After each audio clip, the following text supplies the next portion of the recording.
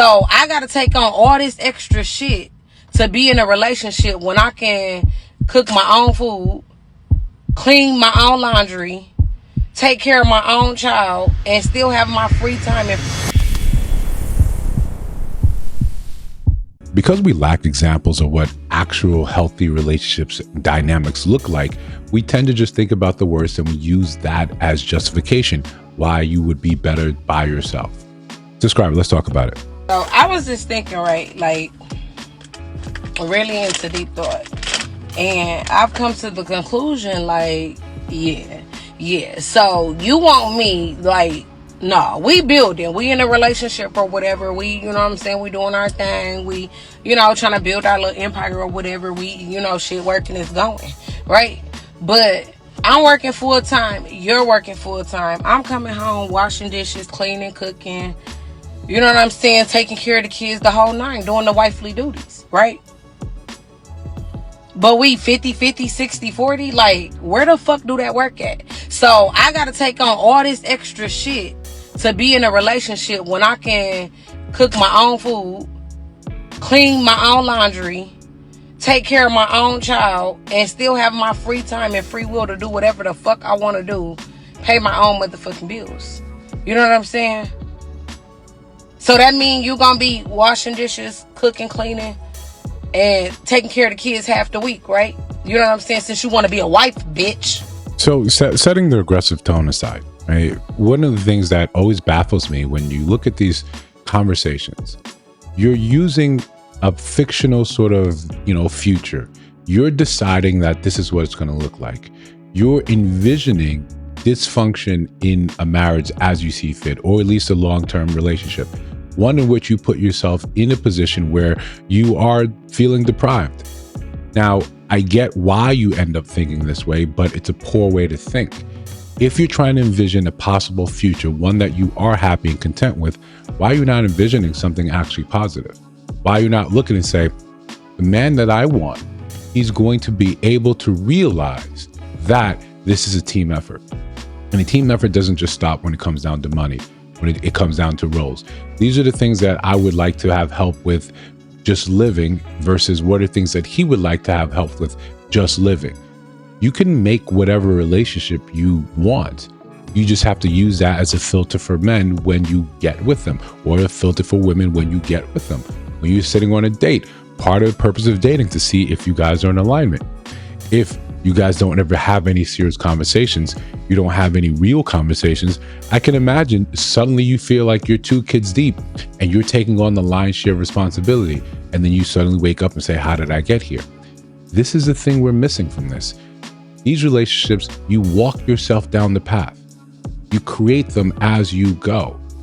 So if you don't have positive visions of it, you're always going to look and think that it's the absolute worst. You're going to catastrophize and think, well, this is what relationships actually look like today.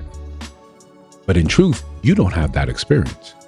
You've never gotten to that stage of commitment where you guys are trying to build something together. A lot of the conversations, a lot of rhetoric becomes about how you need a man that's going to pay all the bills or bust. If he can't do that, then no. And if he can't do that, then somehow he should be shamed for that.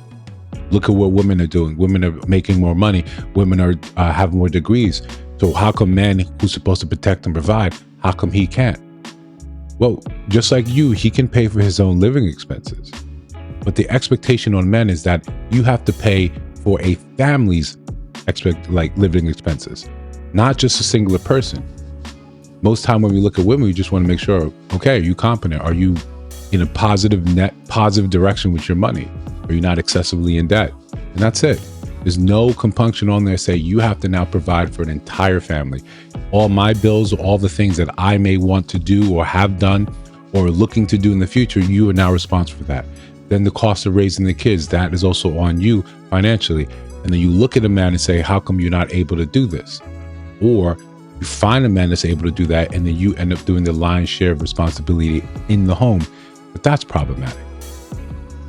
The other thing that we have to sort of be more cognizant about in these conversations is how we represent ourselves and people that look like us in these takes, in these conversations. part of this reason why I think this is important is because I don't think a lot of these points are yours. I don't think a lot of these points are really what is sitting on your soul, on your spirit. I think it's popular. I think it's in vogue to say these things. You know, you have a built-in audience that's going to respond, that's going to hit the likes, that's going to share, that's going to comment on your post if you just say this thing. If you take a step back and a broad enough view and you look at social media over the years, there's always trends that pop up. And then people jump on the trends and they do those things. You think about right now, easy example is the Netflix trend. You can do all this. You can do all this, and you're supposed to get that reaction. There's validation in the hearts. There's validation in the comments, even the negative comments. But since we have a society here in which, as long as you say something, as long as you're a woman, you say something negative or disparaging about a man, what you're going to get is the echo chamber right in your own comment section. Now, while we're taking that same step back, we have to understand that part of these issues end up becoming part of larger issues. When we are telling men, here are the reasons why none of this makes sense to me, I'd rather do it alone. Is it any sort of surprise in when you're left to do it alone? Look at the Me Too movement. Look at that time period, not necessarily the movement, but look at the time period where women were loud. Not all, but women were loud online telling men they didn't want to be bothered when they went out. They did things, they dressed up for their girls. They wanted to go out and enjoy their time with their girls, with their female friends. That was the point of them being out. Not to be accosted by you, not to be sexually harassed by you, in the broadest senses definitions. We didn't want you to talk to us, leave us be, leave us alone. It took some time, but the pendulum swung. So they left you alone. So what are we doing now? We're seeing some of the effects of that. We're seeing some of the effects of, well, how come men are not doing insert? Things that they used to do in the very recent past.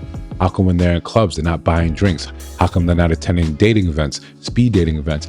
Why are they not? Why are they not? Why are they not? He's not buying your gas. He's not pumping your gas. He's not buying your groceries. He's not paying you any real attention when you go out. Men easily know, we lived under that sort of scrutiny. But we hear what you said and we said, oh, well, you got it. Okay, you got it.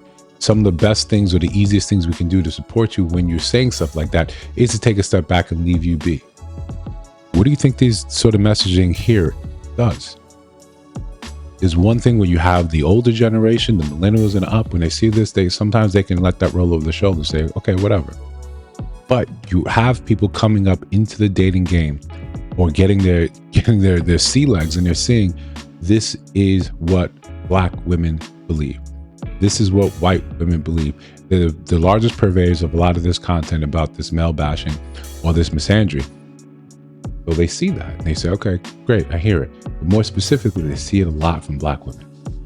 So when you come here and you simply spew this thing and you don't believe it, i.e. it's not your real experience, what ends up happening? You do more harm to someone that looks like you. You do more harm to yourself if in the cold light of the day you say, you know, you want to be with someone.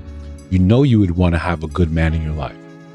But your content, what you put out, and then the messaging behind it that gets attached to people that share my skin color ends up being one that's completely negative. That becomes part of larger conversations.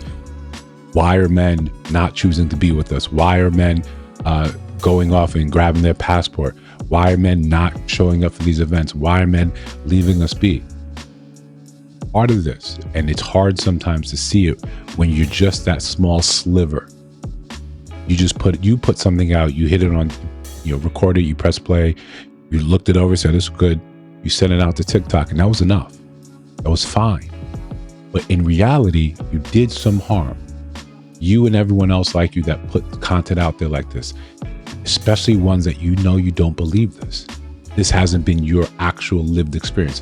One of your friends, maybe, they told you about that, but maybe they heard it from someone else and they adopted it and told you that because it's popular, it's in vogue. So you put out content here that makes other men say, okay, I don't think I'm an offender. I don't think I'm one of these men that you're complaining about that are so terrible, but let me leave you be. Let me leave you to actually work through this thing because there's nothing I can really do to help you. It's not my responsibility to sit in this trauma, manufactured or not, and help you through it.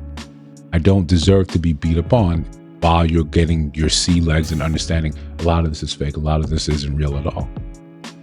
Listen, you could disagree. Let me know down in the comments below. You see all the videos on your screen, check those out. Let me know your thoughts about those and those videos. And of course, if you listen to sound my voice now, you have not subscribed, I think you should. You're trying to build something dope. I'll see you in the next one.